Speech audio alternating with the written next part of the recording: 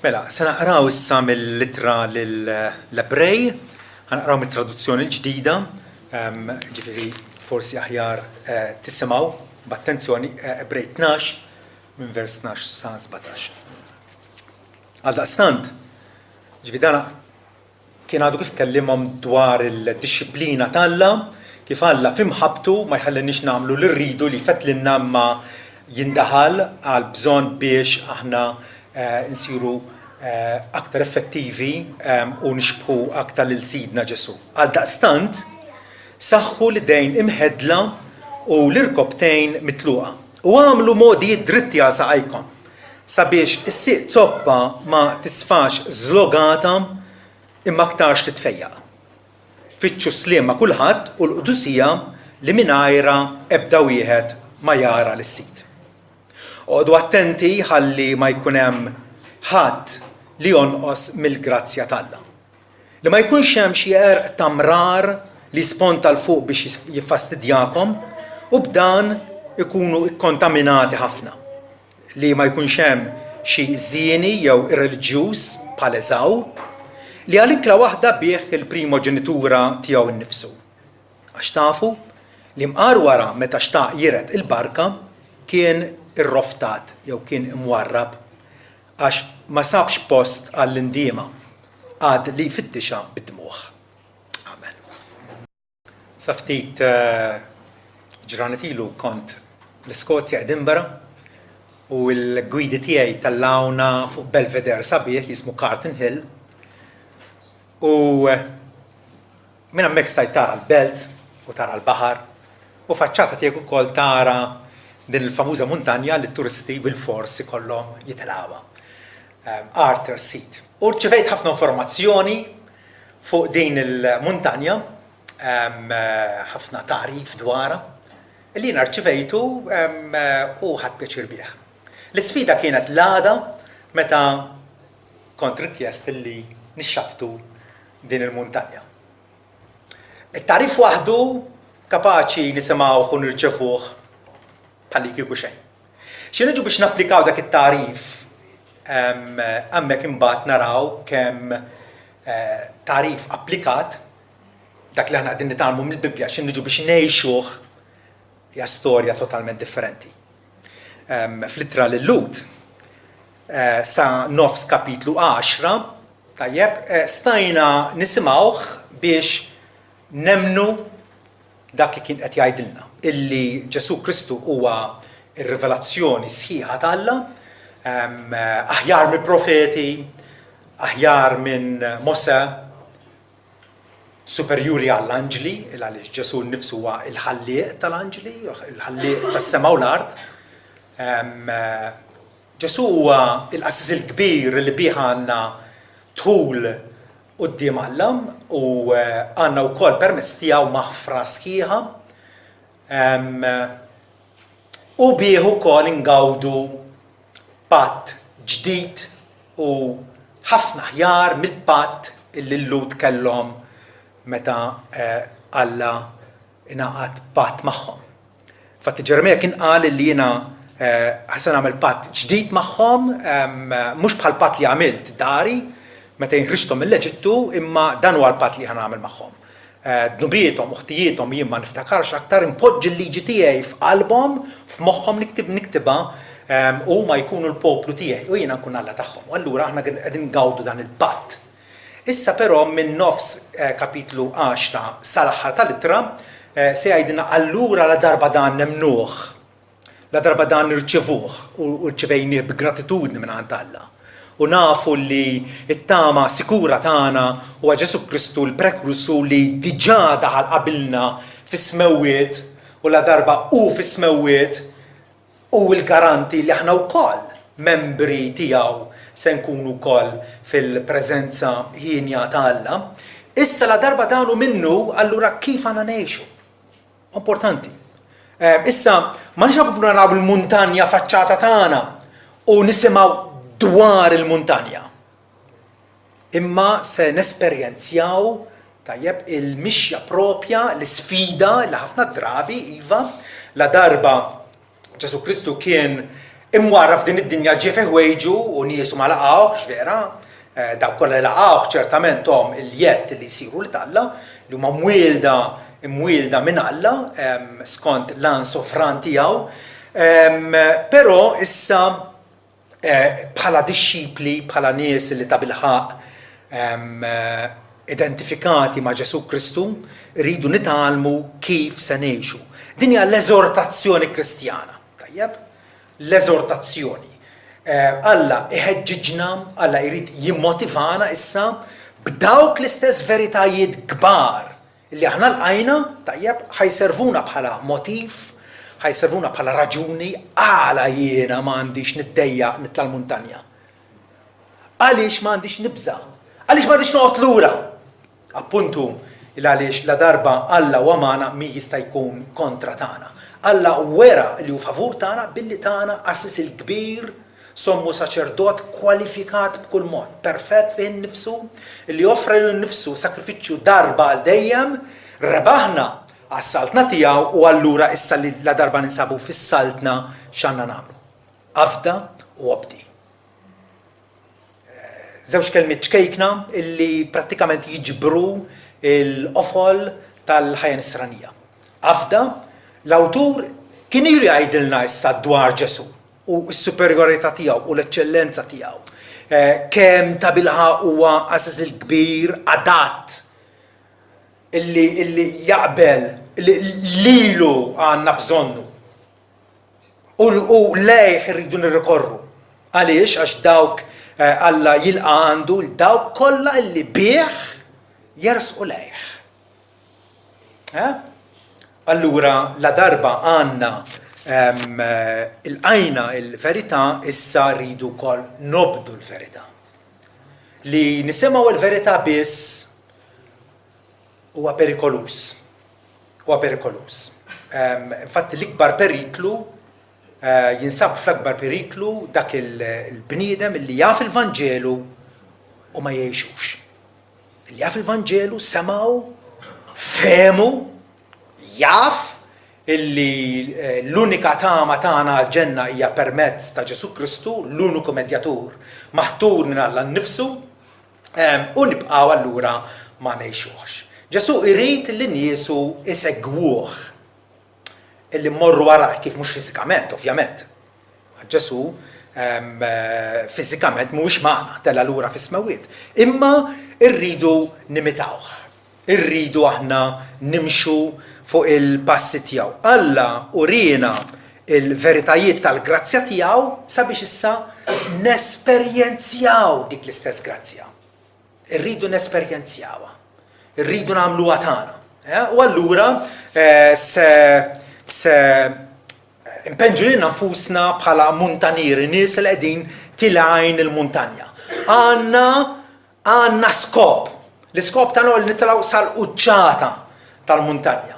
M'għadniex biss issa spettaturi li qegħdin nisimgħu, qed tifhmu nisimgħu u naħżnu f'moħħna ħafna fatti u ħafna tarif. Daqshekk ma jiswilek xejn. Tajjeb, irridu nkunu propjament involuti fil-mixja Kristjana tagħna. Għandi 3 punti prinċipali minn dan il-pass li rajna dal-għodu. U li huwa pass eżortattiv, pass li qiegħed ħajdu hekk bħalma għandek stikka puntata li kultant jużawha fuq il-bejjem biex llum ma tantx hija moda imma moħħrija tal-bejjem dejjem ħażina, però dari għal-inqas hekk kienu kemm din l-istikka u jużawha fuq il-baqra jew il-ħmar biex ma joħroġx il-barra mit-triq. Tajjeb? U allura dan il-pass huwa proprjament tħeġġiġa.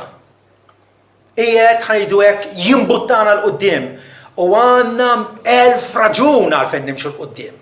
Jekk niftakru l-ewwel 10 kapitli tal-Lut fejn għandna ppreżentat lilna x'vera lil Sidna Ġesu Kristu fl-eċċellenza kollha tiegħu.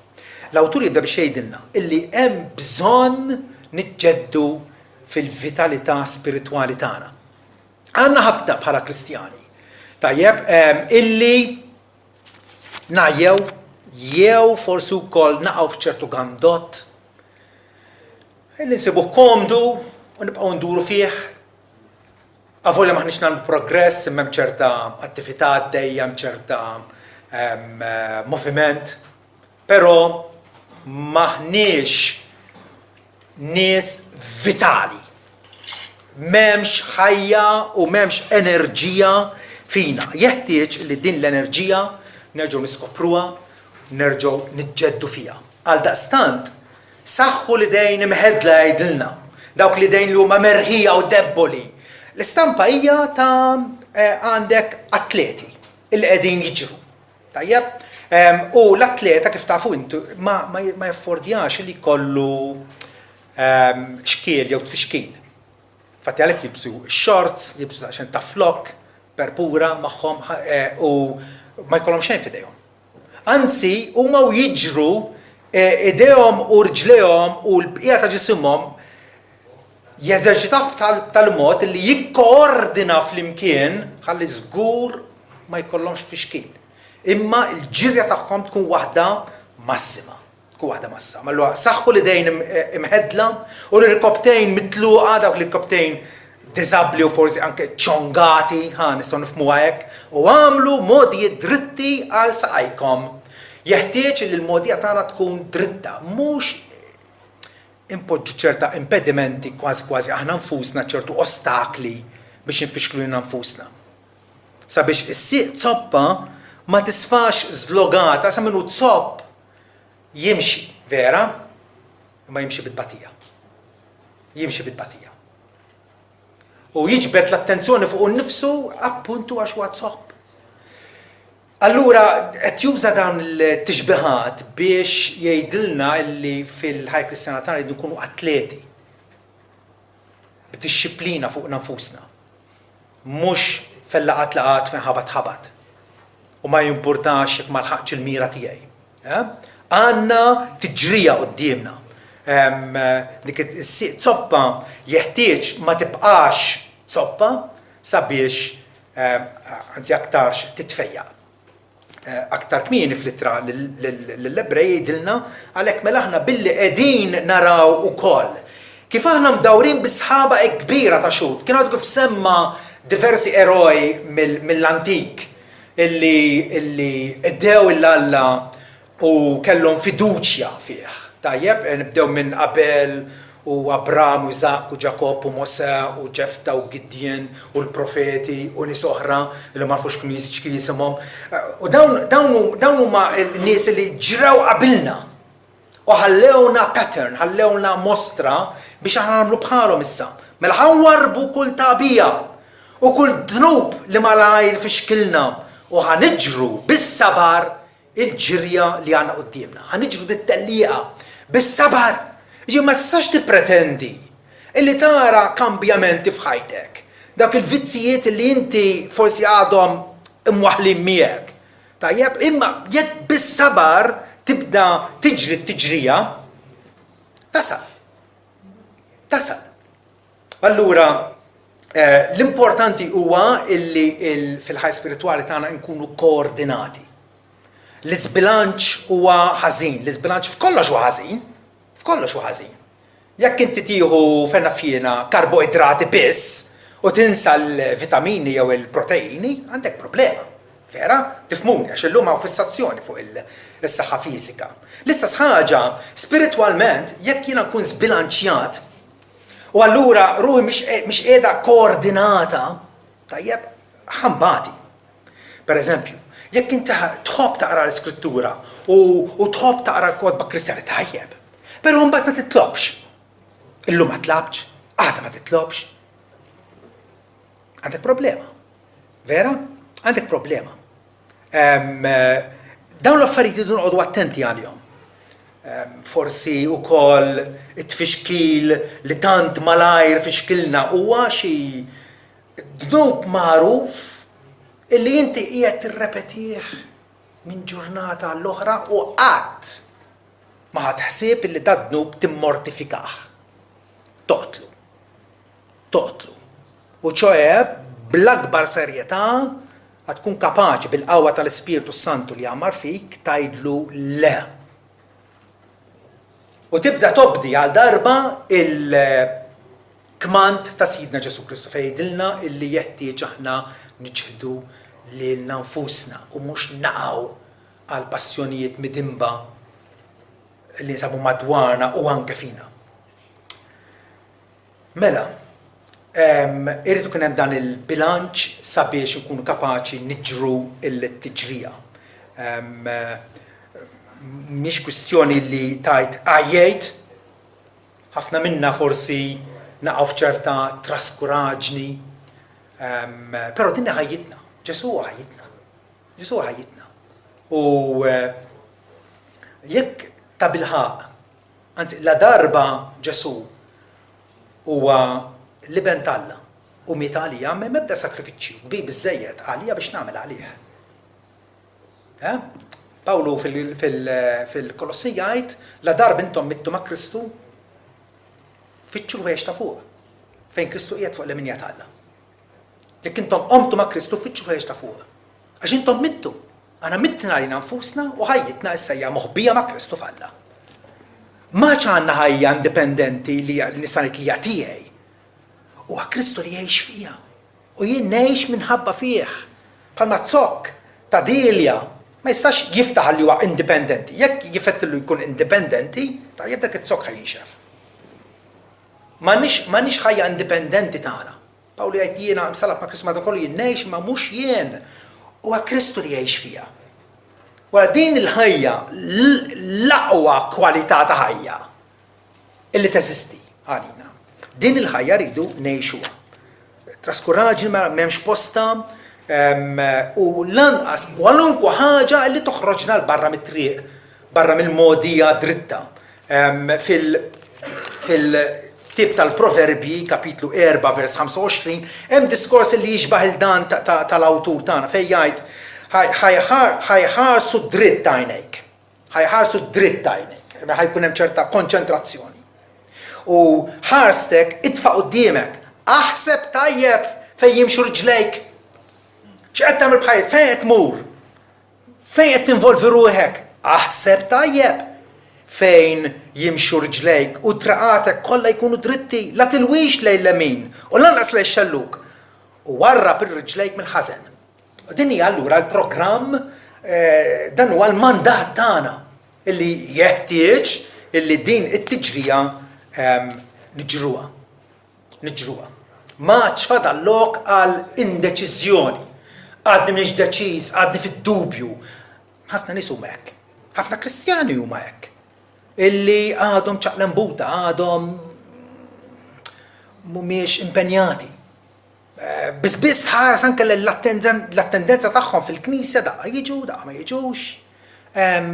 Taħsbu inti Alla jieħu pjaċir b'dawn it-tip ta' nies li mirbuħa s-saltna, però mhumiex juru li huma aktar minn konkwistaturi permezz ta' Kristu il ħabna.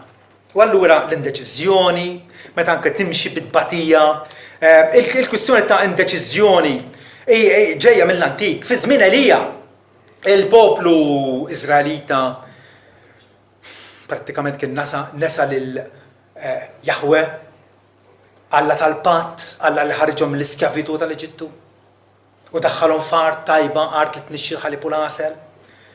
Alla qajjem dal-profeta tiegħu Elija biex jikkumbatti kontra mijiet ta' profetu assassin ta' Baal, Alla pagan, illi kienet isir popolari ħafna f'Iżrael. U Elija resaq l-poplu kollu jgħidilna hawnhekk u qal kemm se ddumu bejn ħaltejn għalilhom. Kemm se ddumu dubjużi? Kemm se ddumu illi m'intomx kapaċi tieħdu deċiżjoni law jew lin? Ħafna Kristjani jridu jgħixu bħalli kieku bsieq waħda fis-saltna Alla u bsieq waħda fid-dinja. Ma jistax ikun. Ma jistax ikun. Bħalma laqas jista' jkun li sservi żewġ sidien. Għax jew tħobb il-wieħed u tobgħod il-ieħor, jew tkun fidin l-wieħed u żlejali l-ieħor. Kemm se ddumu bejn ħaltejn? Din hija mistoqsija pertinenti għalina wkoll. Jekk il-mulew Alla, imxu warajh. Imma jekk Baal, imxu warajh. Rridu nagħmlu għad deċiżjoni. Rridu ta' bilħaq nafu il-fejn se niġbdu, il-fejn se nifissaw ħarsitna. Għawek jgħidlek il-poplu ma jogħġbux kelma. U żgur, meta hemm il-ħtija, tintlaqat. U allura il-Kristjan dajef tarfu għax mhux kommess bħal dawn l-Ebrej li rċevew din l-epistola l-ewwel darba vera. ċaqlem buta xħut minnhom kienu għadhom qegħdin iperbru. Għadhom qegħdin iperbru. Ma jafux fejn jinsabu.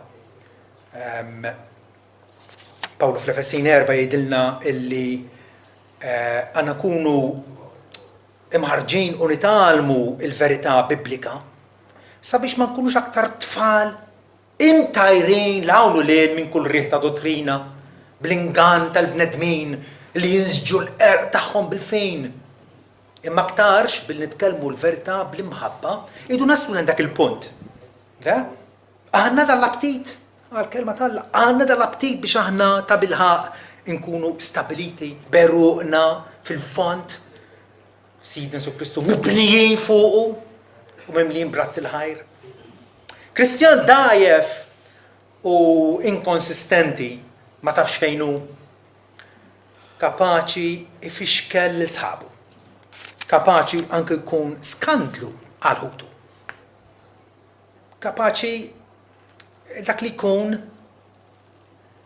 ineħħilu kull enerġija.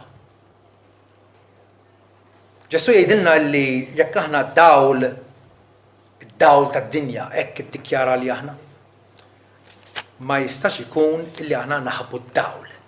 Frattant Ġesu wissiena dwar din il-possibilità. Mhux vera. F'Mattew 5, vers 15 jgħidilna lanqas jixelu lampa l-bnedmin u jqeduha taħt kejl. Dak il-barmil li kienu kejlu il-xejr bih. Ma jibqedwix taħt kejl. Imma fuq l-stand u il-lampa d-dawwal daw kollha li huma fid-dar. Jekk Alla tgħid intom dawl, tajjeb ma nistgħux neħbew. Tkun kontradizzjoni diretta ta' dak li Ġesu jgħid li aħna. Mela, jeħtieġ li inġeddu il-vitalità spiritwali tagħna. Fejn wasalna għamilna progress iva imma ma għamilniex progress biżżejjed. Irridu nkunu ambizzjużi għal Alla. Irridu niġru t-tiġrija tal-fidi li hemm qudiemna. U t-tieni punt illi nixtieqkom tikkonsidraw hija illi jeħtieġ nkunu diligenti fl-aħjar wejjeġ. Nkunu bieżla, mhux bieżla isna sal ġrieden jiġru l-awli ma nafux fejn sejrin. Imma diligenti fl-aħjar wejjeġ. Mhux biżżejjed tkun bieżel. Jekk inti tbieżel u fl-aħħar ta' ħajtek tagħmel il-profit and loss account tiegħek u tara li dak li inti kont ilek tażel sarlek suf għax ma jiswa xejn. Xi tkun tiswa ħajtek? X'jiswilu l-bniedem? Jirbaħ d-dinja kollha biex imbagħad jitlef ruħu. Frattant in-nies hekk huma involuti, qed jiġru wara x-xejn, qed jiġru wara l-fruqa, wara r-riħ. Xi traċedja tkun jekk anke Kristjani, nies mirbuħa bil-grazzja t'Alla, nies li huma eredi tal-ġenna jagħmlu bħalhom. Xi traċedja. Irridu kunu bieżla fl-aħjar wejjeġ. Fil-fema tal-awtur l-aħjar wejjeġ huma slim ma' nista madwarna u l-qdusija. Nistgħu ikollna intrapriżi f'diversi ħwejjeġ. Però ejjew ma ninsewx l-aħjar ħwejjeġ. Pawlu talab il-Filippin biex intom tażlu dak li huwa l-aħjar għalilhom. Biex intom tażlu dak li huwa l-aħjar. Id-dinja hija vetrina li ma tispiċċa qatt u għax qed tixxenna x'tixtieq minnha. L-awtur jgħidilna fittxu is-sliem ma' kulħadd waħda. U l-kelma fittxu meta tfittxa xi ħaġa Okay, tista' però hawnhekk il-kelma propja ippersegwitaw Islim. Meta xi ħadd jippersegwitak ma jħallikx kwiet vera, jipprova jagħmellek ħajtek infern, jipprova idamdmek. Il-kelma propja ippersegwitaw Islim. Akkosta kollox. Meta ngħid akkosta kollox ma jfissirx li aħna allura nikkompromettu ruħna. Ġesu nnifsu qal li jiena ma ġejx biex nġib Islim imma aktarx sejf. Għax familja tkun maqsuma, il-missier kontra l-iben, l-om kontra l-bint, dan fuq. Aħna li inwaslu l-Vanġelu l-ħadd ieħor, ovvjament se nħolqu konflitt. Ma dak il-Vanġelu qed joħloq il-konflitt. Da parti tagħna aħna bħala bnedmin idu nkunu nies ta' slim. Ġesu jgħid imberkin dawk li jġibu slim għax qatt jissejħu li talla. Dawk li jaħdmu Islim, dawk li jieħdu passi attivi biex iżommu relazzjonijiet tajba ma' sħabhom, ma' qrabathom, mal-kollegi tagħhom fuq il-post tax-xogħol. U importanti. Kristjan ma jistax jaffordja li jkun magħruf bħala bniedem ġelliedi. Bħala bniedem illi għandu dak delizzju illi jitlewwa ma' ħadd ieħor għal kull ħaġa ta' xejn. Akkost li nitlef, akkost li ma neħux il-dritt tiegħi, irrid inkun bniedem ta' slim ma' ħadd ieħor. U f'dan irridu nkunu attivi. Ma nistgħux nistennew il-bajtrat ta' afħalna kif noħobbu ngħidu aħna il-Maltin, irridu nistinkaw, irridu nagħmlu l-almu tagħna, irridu nagħmlu l-almu tagħna. Tinnotaw meta jgħidilna fittxu jew ippersegwitaw Islim ma' kulħadd. U l-qdusija li mingħajrha ebda wieħed ma jara s-sit huwa l-Kristjan biss li kapaċi jobdi din l-eżortazzjoni. Il għaliex il-bniedem mitluf mhux kapaċi u lanqas jixtieq u lanqas irid li jkun isseparat għal Alla, li jkun safi għal Alla. Però Alla tagħna lilna tagħna l-aqwa risors, tagħna l-ispirtu tiegħu biex attwalment dan il-kmand nobduh. Islim u l-qdusija. Islim ġaħbu pereżempju jgħidilna illi l-ħsad tal-ġustizzja, l-ħsad ta' għajxien tajjeb, meta qed tgħix tajjeb, ħajkun hemm ċertu riżultat fl-aħħar vera. Il-ħsad tal-għajxien tajjeb huwa miżruħ fi slim minn dawk li jagħmlu slim. Ma tistax tkun bniedem ġelliedi u taħseb illi inti se tagħmel il-ġid għal ruħek jew għal ħadd ieħor. Apostolu Pawlu difatti jiġbdilna attenzjoni jgħidilna ara ma tmorrux tpattu lil ħadd ħażen b'ħażen. Aħna nemmnu li Alla waħdu huwa l-imħallef. Mħallef ġust, mħallef ġust, Abramek qallu jaqgħu l-imħallef tas-sema u l-art ma jagħmilx ġustizzja skont is-sewwa u żgur.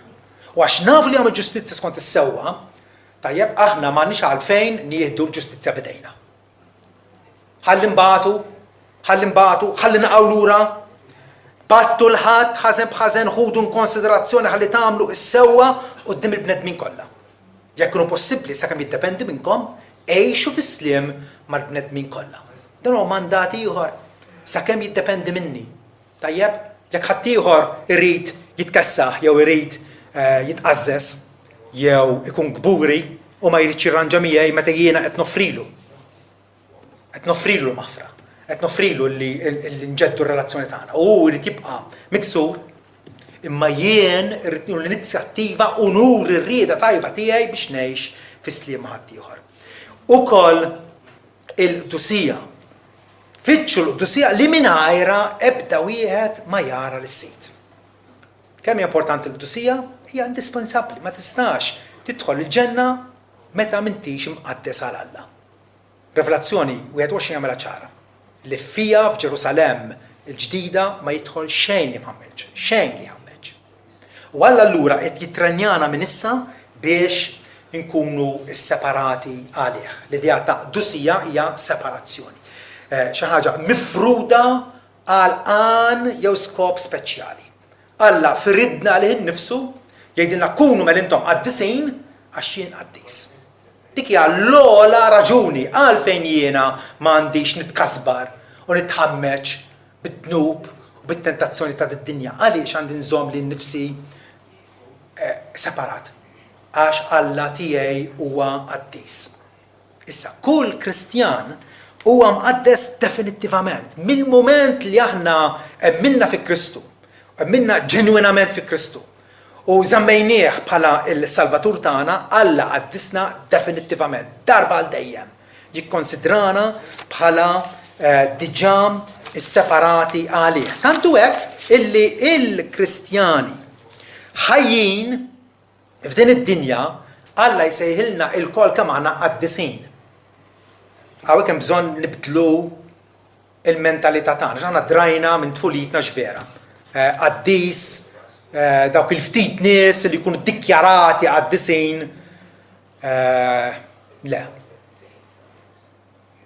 Il-fidili kollha, dawk kollha illi rrikorrew għand Ġesu u marru għandu biex isibu maħfra minn għandu, Alla jiddikjarana qaddisin. Ja verità tremenda. Verità tremenda. B'din ir-rieda aħna imqazzin permezz tal-offerta tal-ġisem ta' Ġesu Kristu darba għal dejjem. Imqazzin għal Alla. Alla isseparana għalih innifsu. Però isimgħu issa 4 versi wara x'jgħid. L-istess awtur lill-Lut. B'offerta waħda Ġesu ipperfezzjona għal dejjem lil dawk li qed jitqazzu. Mela fil-waqt li Alla qaddisna definittivament darba għal dejjem, issa rridu nuru fil-prattika illi aħna ta' bilħaq nies separati għal Alla. Bid-diskors tagħna, x'ngħidu x'ma ngħidux, kif inġibu ruħna bl-atteġġjament tagħna, anke bil-ħsibijiet tagħna, anzi, permanentament bil-ħsibijiet tagħna. X'qegħdin naħsbu. Ipperfezzjona għal dejjem il-dawk li qed jitqazzu. Tgħidli ma x'inhi l-qdusija, x'inhi din l-idea astratta. Il-qdusija fi kliem sempliċi hija l-preparazzjoni tagħna għall preżenza t'Alla. Il-preparazzjoni tagħna għall preżenza t'Alla. Aħseb wara. Jekk inti ikollok ix-xorti illi tiltaqa' ma' xi sultan u għandek din il-laqgħa speċjali mas-sultan, taħseb inti li tista' tmur quddiem dan is-sultan li jibes ix-xorts? Jew forsi xarek imħabbla u kollha maħmuġa, jekk ikollok xahar dejjem. Jew forsi tista' tmur qudiemu buċċek maħmuġ.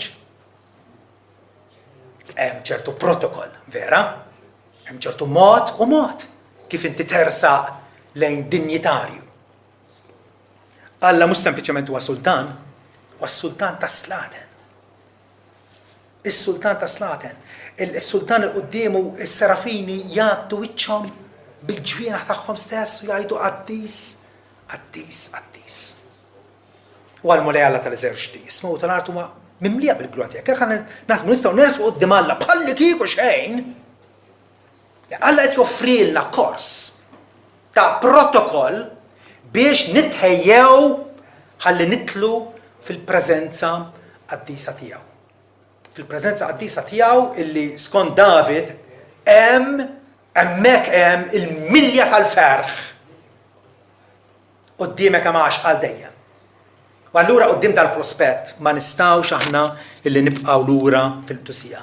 Fittxu l-qdusija li mingħajrha ħadd ma jara lil-mulej. Id-qdusija mela mhijiex option, noħodha jew ma noħodix, nażel jew ma nażilix, jiddepend. Le. Id-qdusija hija indispensabbli. Hija realtà u fatt għal kull Kristjan. Difatti Pawlu jgħidilna fir-Rumani 6 vers 14. Għax id-dnub ma jisaltanx aktar fuqkom, għax intom m'intomx taħt il-liġi, ma taħt il-grazzja. La darba ninsabu fl-isfera tal-grazzja t'Alla, tajjeb, Alla daħħalna f'din ir-relazzjoni miegħu mhux bil-mertu tagħna, imma bil-favur tiegħu. Allura dan jiggarantixxi li aħna ma nibqgħux imjassra mad-dnub. Id-dnub ma jiddominax aktar fuqkom għax intom ma tkomx taħt il-liġi, imma taħt il-grazzja. U allura x'qed jiġri matul ħajjitna? Ifhmu din. X'qiegħed jiġri? Minn ġimgħa l-oħra Alla qiegħed iqaddisna għalih. U ma nistgħux nibqgħu lura, rridu aħna irridu aħna nikkooperaw miegħu. Aħdmu s-salvazzjoni tagħkom il-biża' u t-trid għax huwa Alla li qed jaħdem fikom. Sew il-rieda kif ukoll l-emil skont kif jogħġob lilu. Alla qiegħed jaħdem fina u aktar ma nħarsu u aktar ma nitpaxxew u nammiraw u nħobbu lil Sidna Ġesu Kristu għata xiġri nimbidlu fi xbija tiegħu. Kważi minn ma nafu kif, minn ma nafu x'fatta, aktar ma aħna nersqu qrib tiegħu, aktar insiru nixbħuh. Il-bniedem isir jixbaħ il-dak li qim. Il-dak li qim. Eventualment insiru bħal aħna l-koll b'wiċċna mikxuf, aħna nħarsu qisu f'mera l-glorja tal-mulej, qegħdin inkunu trasformati jew mibdula f'din l-istess xbija minn glorja l glorja, hemm progress. Qegħdin ngħaddu l-qudiem bl-ispirtu tal-mulej. U l-Ispirtu Santu li għaddisna. Imma ma nistgħux nirreżistuh, jekk inti tirreżistih, jekk inti tberret lill-Ispirtu tal-Alla, allura tkun qiegħed tikkondanna lik innifsek għal ħajja ta' superfiċjalità u ta' medjokrità. Alla bl-istess grazzja li bija ħafirlek, b'dik l-istess grazzja ukoll jgħalmek tgħix reverenti u fil-biża' tiegħu. L-aħħar punt li għandi għalikom, l-awtur ukoll jiġbdilna l-attenzjoni kemm huwa importanti li aħna nassu il-ħin kollu. Nassu ħin kollu. Isna allura security guards. Rridu nkunu il-ħin kollu għassa. Vigilanza kontinua. Fi tliet aspetti. L-għonet kontra il-falliment spirituali. L-awtur ftakru qed jindirizza miġema ta' Kristjani. Tajjeb, ma nafux liema knisja kienet, ovvjament, tant l-aħjar il-għaliex dilitra palma intbatet 2000 sen ilu lil tali kongregazzjoni Alla rieda li tkun tot għal kongregazzjoni tiegħu matul iż-żminijiet kollha. U għalhekk qegħdin nistudjaw flimkien. Irridu noqogħdu attenti allura bħala miġema li nafu l-xulxejn, qegħdin siru nafu aktar l-xulxejn u x'vera. Rridu nassu kontra il-falliment spirituali. Għodu attenti jgħidilna ħalla ma jkunx hemm xi ħadd li jonqos mill-grazzja tagħna. Li tonqos mill-grazzja tagħna, li timmissja, li tkun tant qrib għaliex għax qiegħed tiġi, qiegħed tisma', qiegħed kanta, qiegħed titlob mal-miġema u forsi għadek m'emminx il-Vanġelu. Hemmhekk qed timmissja l-grazzja tagħna. Ħafna nies huma hekk. Illi jiġrilhom jaħasra bħal Ġuda. Ġuda li kien tant qrib tal-mulej, vera? Tant qrib. U frattant Ġesu fl-aħħar qal kien ikun aħjar għal dal-bniedem li qatt ma twieled. Meta timmissja l-grazzja tagħha tkun immissjajt kollox. Kollox. Tkun immissjajt kollox. Kif timmissja forsi għax ikollok fehma żbaljata, għadek ma smajtux sew l-Evanġelju, però aħna nies intelligenti. L-Evanġelu mhux komplikat. L-Evanġelu huwa sempliċi. Alla huwa qaddis, int midneb, sfidajtu lil Alla, ma tistax issewwi il-ħsara li għamilt, però Alla fi ħnientu tagħna lill-ibnu biex ikun it-tpattija għalina, tpattija għal dnubietna. U allura rridu nilqgħu din il-ħbiberija li Alla wettaq bejna u bejnu. B'indiema u fidi sempliċi nersqu lejh. U hemmhekk ta' bilħaq nassiguraw li l-salvazzjoni hija tagħna. L-awtur jgħidilna wkoll biex nassu kontra il-kontaminazzjoni. Ovvjament mhux kontaminazzjoni tal-ikel għax tkun poġġejt il-tiġieġa ma' xi ikel li oħra l jkun hemm is-salmonella, dik kontaminazzjoni jridu noqgħdu attenti għaliha wkoll. Però kemm hija aktar gravi illi nkunu ikkontaminati spiritualment. Illi nkunu qegħdin nirċievu ċerta influenza,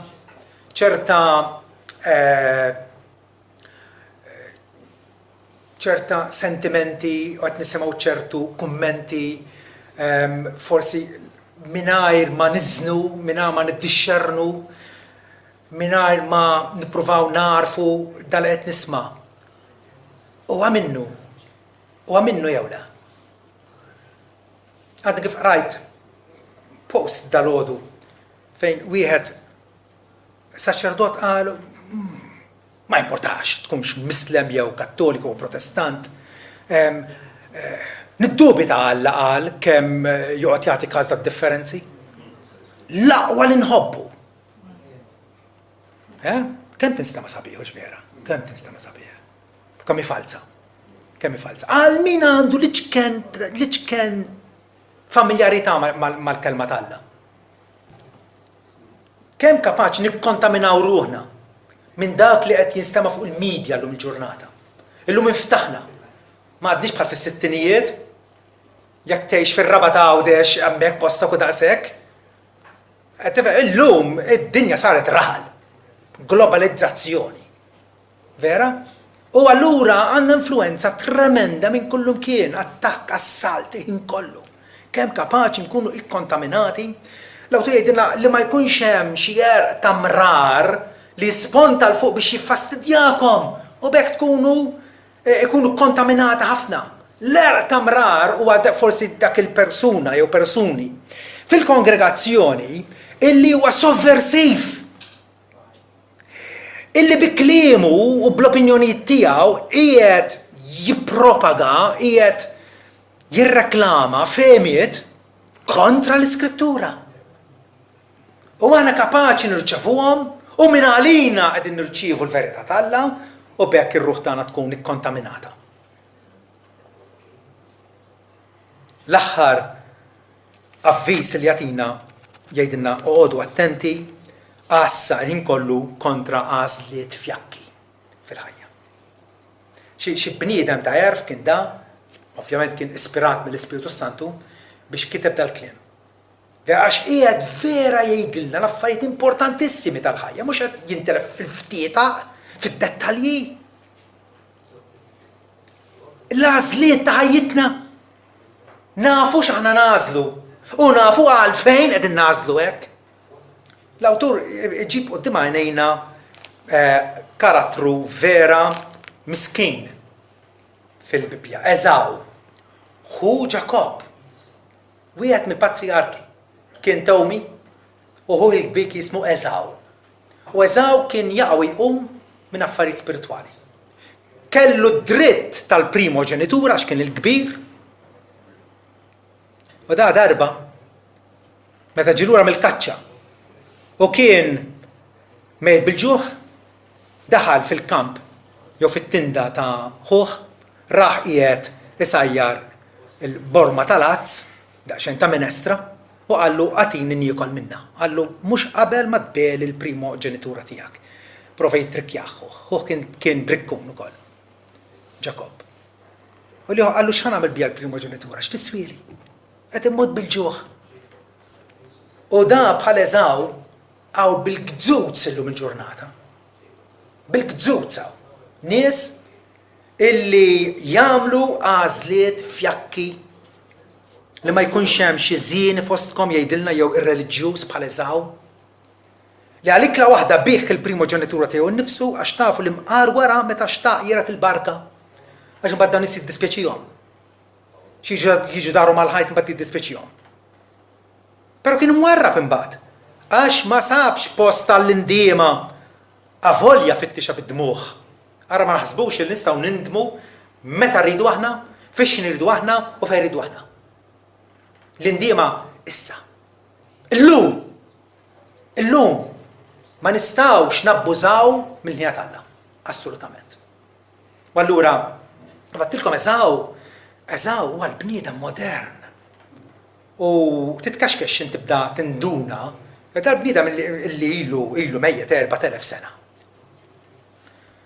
Però d-discendenti tiegħu huma tant popolari. Il-bniedem modern diċenti minn barra, però huwa immorali u japprezza biss temporanju. Dak li huwa ta' id-dinja, dak li jidher, dak li jiena nista' naqbad bidi. X'importani minn infernu ġenna, x'importani minn Alla. Huwa ċivili, però huwa dominat mill-aptit karnali huwa sensus. Infatti jeżaw żewġ mara u mbagħad iż-żewġ mara oħra. Dak li joqtu l-għajnejn, il-passjoniet tiegħu u daqshekk. U edukat, kapaċi jkun edukat bħal bniedem modern, edukat, infatti l-edukazzjoni kważi għamennija idolu tagħna. Vera? U edukat però profan. Profan, is-sagru ma jridux. Ħwejjeġ dwar Alla, ħwejjeġ dwar is-saltna tiegħu, il-liġi tal-Alla. Mhux neċessarjament huwa midaj u jitkellem pastas. Imma ma jinteressax minn Alla u lanqas minn saltnatu u lanqas jimpurtah minn relazzjoni ħajja mal-Alla. Ma jimpurtax minnha. Huwa privileġġjat ma mbagħad jiġi jawqu mill-privileġġi tiegħu. Alla kemm ibberekhom in-nies, kemm jagħtihom barkiet vera, kemm jagħtihom barkiet. U dak il-barkiet huma intiżi biex il-bniedem jindem. Mhux biex ikompli jabbuża minn Alla. Però bħal Eżaw dawn in-nies jarmu l-opportunità, jippreferu l-materjali, jiddisprezzaw il-wegħda tal-Alla. X'inhi l-wegħda tal-Alla? Illi kull min jemmen Ġesu Kristu ma jintilifx, iżda jkoll ħajja ta' dejjem. Jarmuha. Iridu r-relif u sodisfazzjon immedjat, issa, qed ngħix għal-issa, għada mirraħ. Dak it-tip ta' mentalità. U allura għalihom stonku mimli bil-minestra huwa wisq preferibbli minn ruħ mimlija bil-grazzja tal-Alla. Jaħasra. Jaħasra dawn in-nies. Għandu raġun l-awtur jgħidilna għodu attenti li ma jkunx hemm xi ħadd li jagħmel bħal Eżaw. Jaf x'huma l-aħjar, però mbagħad jażel il-fjakk. Fejn tinsab inti? Fejn tinsab inti? Intu tixxabbat, forsi waqaft, forsi qed tirżerżaq l-isfel mingħajr min titinduna? Inti atleta fl-arena jew spettatur? Tajbna nikkonsidrawha di. Ħafna hekk imsejħa Kristjani jiġu l-Knisja, però huma spettaturi.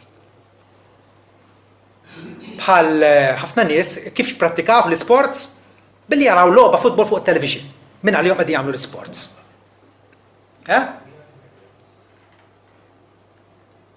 Kapaċi nkunu daqshekk bolu aħna.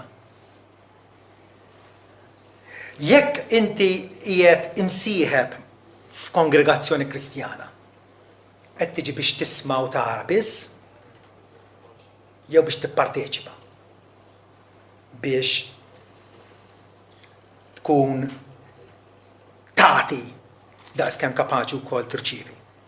X'qed tfittex persistentament matul il-ħajja, matul minn ġurnata għal x'qed tfittex? Il-mira, ħajtek lejn xiex hija diretta. Hija diretta li s-saltna tal-Alla fitxu l-ewwel is-saltna smewwiet u l-ġustizzja tiegħu jgħidilna Ġesu Kristu. Is-sliem u l-qdusija qiegħed tfittixhom fedelment jew qed tfittex ħwejġ inferjuri. X'passi qed tieħu fl-impenn tiegħek? Għax tgħid irrid inkun impenjat imma prattikament x'qed tagħmel? Forsi jekk il-kuxjenza tiegħek hija tant qed tkiddek għax minn ġurnata l-oħra hija m'intix issib ħin biex tiltaqa' mal-Alla fit-talb u tfaħru u tirringrazzjah. Minn ġurnata l-oħra. U tibqa' ma tieħux il-pass allura. Qed titkaxkar mal-kurrent jew qed tissielet kontrih kif għadna fil-bidu muntanja. Ġirja. Tiġrija. Int fallut jew Sinjur? Fallut mill-grazzja tal-Alla. Għalkemm smajt bija, għalkemm taf kif tista' takkwista l-grazzja tal-Alla? Taf li l-grazzja tal-Alla tiġi biss permezz ta' Ġesu. Ħadd iktar. Fil-Knisja forsi qed tfixkel jew taġevola. Hija tkun sempliċement moqdi jew taqdu wkoll. X'inhuma l-prijoritajiet tiegħek fil-ħajja? Prioritajiet. L-aktar importanti. L-aktar importanti hija l-komunjoni ma' Kristu. Marija tatna eżempju bi anfisha. bil-mod spontanju tagħha meta Ġesu mar għandhom, Marija talqet kollox. Poġġiet ma' riġlien Ġesu u għadet tisimgħu titpaxxa bih. Ija, irid ikun hemm min jiknes l-art u jsajjar u jagħmel faċendi, Marta għamlet. U derilha li Marija kien qed tonqosha. Ġesu qalilha Marija għażlet l-għażla tajba. Ftit ħwejjeġ huma importanti fil-ħajja qalilha, Marija għażlet l-aħjar ħwejjeġ. Nistaqsik ukoll x'qed tapprezza l-aktar l-ispiritwali u l-materjali? Aktar tixbaħ Eżaw? Jew tixbaħ il-Ġakob? Ġakob kien brikkun, kien giddieb, però kienu ħobbu lil Alla. U fl-aħħar ta' ħajtu naraw kif Alla għamel minnu bniedem manswed, bniedem umli, bniedem sottomess għar-rieda tiegħu. F'kalma waħda qed tgħix minn jum għal jum l-ideal tal-Vanġelu. Qegħdin ngħixu minn jum għal jum. Il-Vanġelu nafuh. Il-Vanġelu huwa l-istorja ta' Alla kif jaqlana mill-ħtija u l-kundanna tad-dnub permezz ta' Ibnu Ġesu. Ingħata fuq is-salib tal-Golgota apposta għal midinbin. Dullejh mur għandu. Qegħdin ngħixuh ma' dal-Vanġelu. Għax jekk ta' bil-ħaq narfu l-mħabba Alla, ma jistax ikun il-qalbna tibqa' magħluqa. Ejjew nitgħu l-muntanja. Ja muntanja bħalissa hija taqtija, bħalissa l-isfida, bħalissa tibda tħoss qalbek tippalpta, tejja, inkomplu mexjin għaliex għax għadha hemm il-gradwazzjoni. Se naslu. M'għandniex mexjin bla doċċ nafu f'liema direzzjoni mexjin. Lejn Sion ten fuq. U fjum il-gradwazzjoni, xi gradwazzjoni ħatkun din? Gradwazzjoni jgħidilna Ġesu fir-Revelazzjoni 3 vers 21 il-dak li jirbaħ, il-dak li wara li hu nnifsu illi ta' bilħaq għandu fiduċja fija. Ħanirbħu permezz ta' Ġesu. U stess qal, fid-dinja se jkollkom il-persekuzzjoni, però taqtawx qalbkom għamlu kuraġġ għax jiena qelibt id-dinja. Kull min hu ma' Ġesu huwa fih jeleb id-dinja. Il-dak li jirbaħ, jew dak li jeleb nagħtih joqgħod miegħi fuq it-tron tiegħi bħal marbaħt jien ukoll u qatt bil-qiegħda ma' missieri fuq it-tron tiegħu. Tistgħu timmaġinaw illi Ġesu qatt ipoġġina fuq it-tron tiegħu. Jiena ngħid għalija moħħi ma jlaħħax, però hekk qed jgħid. Huwa jum il-kbir tal-gradwazzjoni. Bħalissa hemm it-taqtija fil-frattemp ma qtawx qalbna jekk nżommu ħarsitna fuq Ġesu, il-prekursur dak li daħal qabilna. Ħarsu lejn Ġesu li huwa l-bidu t-tmiem tal-fidi tagħna u li għal-ferħ qiegħed qudiemu sofra s-salib bla ma qis xejn il-għajb u issa qiegħed fuq l-eminija tat-tron tagħna. Ġesu għal garanzija u ċ-ċertezza li dawk li bdew miegħu u iżomna miegħu u jwassalna fid-destinazzjoni mixtieqa. Halleluja. Glorja lill-Alla Trinità. Amen.